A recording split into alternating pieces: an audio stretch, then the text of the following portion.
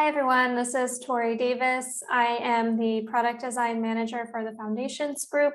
I'm going to start creating some regular video updates regarding what's going on with navigation. And this is the first one. So let's go ahead and dive right in. First, it's been long awaited that we move requirements out from being a top level menu item to living under issues. In order to start getting this rolling, I reached out to Russell from our technical writing team to ensure that we would have some coverage for any of the docs changes that may need to occur with this update.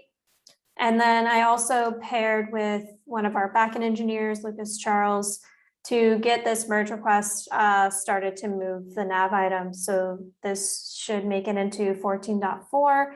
And thank you, Lucas, for sitting down and pairing with me to make this happen. I really appreciate it. One aspect of navigation that came up when discussing these changes is the type of communication rollout that's required. We don't currently have any guidance on in-app messaging for navigation changes, so I went ahead and opened this merge request with a proposal. To arrive at this proposal, I looked at our click data across particular features and then divided that number by the unique active users to come to a percentage of clicks per active user per month. So from that, I was able to draft this proposal, which is that if a feature has less than 0.025% of clicks per active user per month, then no in-app message is required to make that change. And requirements is an example of something that falls within that category. If a feature has between 0.026 and 0.99%, then we would show a toast or a broadcast message informing the user of the change after we've already made the change in the product. If a feature has 0.1% or greater of clicks per active user per month, then we would show an alert in the product for one milestone informing the user of the upcoming change. And then lastly, for major navigation overhauls, we should provide a temporary opt-in method for at least 2 milestones, which gives us as a company time to communicate the changes, as well as allows users to preview what's upcoming. And all of these are methods that we've used in the past. This guidance just adds some data to help determine what the best method is depending on the particular feature that's being used. So using this data and these numbers is just a first draft. If we determine that there's something better to measure, or maybe tweaking these percentages would be useful, then we can do that at any time.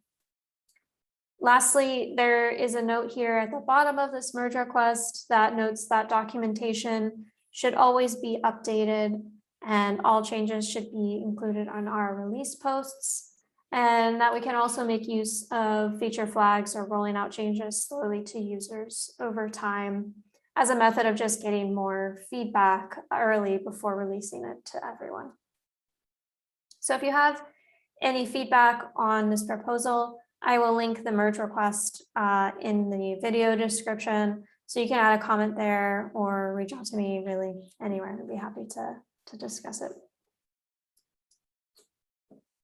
Next, we have an issue that includes a proposal to combine deployments, infrastructure, and package and registry. We did some research in the past to arrive at where we currently are. So before we make this change to reconsolidate, we want to do an additional study and make sure that we are heading in the right direction. Anna from our research team is taking this effort on, and I'll have some more updates here in the coming weeks. Right now it says backlog here, but we'll either create a research issue to continue that work for 14.4, or I'll update this milestone a little later today. Lastly, we have this issue where the runner group is looking at moving runners out of settings and into the CI/CD top level nav item. So it would live here.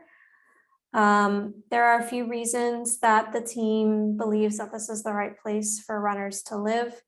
One, it makes runners available in a read-only form, so non-maintainers would be able to view the runners within a particular project. And then that would allow them to identify different resources that are available to them. Moving this section would also provide more flexibility in terms of improving the runner's page. So we could add functionalities such as search or filters. And then additionally, through some of the research that has been ran, we found that the current location and settings is not where users expect the content to live.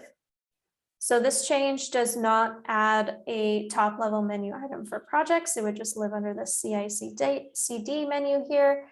But CI/CD is not a top level menu item for groups. And so this would mean adding a CI/CD top level menu item for groups, and then runners would live under it. I believe that this is okay for a few reasons. First is just that the data supports moving runners out of settings and placing it under CI/CD, since that's where users expect to find that content. Also, the number of top level nav items within groups is far lower than what we have in projects. And having CI/CD in both places just promotes consistency, and it'll just enable users to know where to look at each level that GitLab has. So this also means that we're looking at where runners lives in the admin area. Currently, this is under overview. So you can see here in the admin area, we have runners under overview. There's already inconsistency with where it lives in projects. So we're just going to continue correcting the inconsistency iteratively. And we have an open issue here to look at changing where it lives in the admin area. So that's it for this week's updates. I'll link all of these related issues and merge requests in the YouTube description. If you have any feedback or thoughts, feel free to ping me.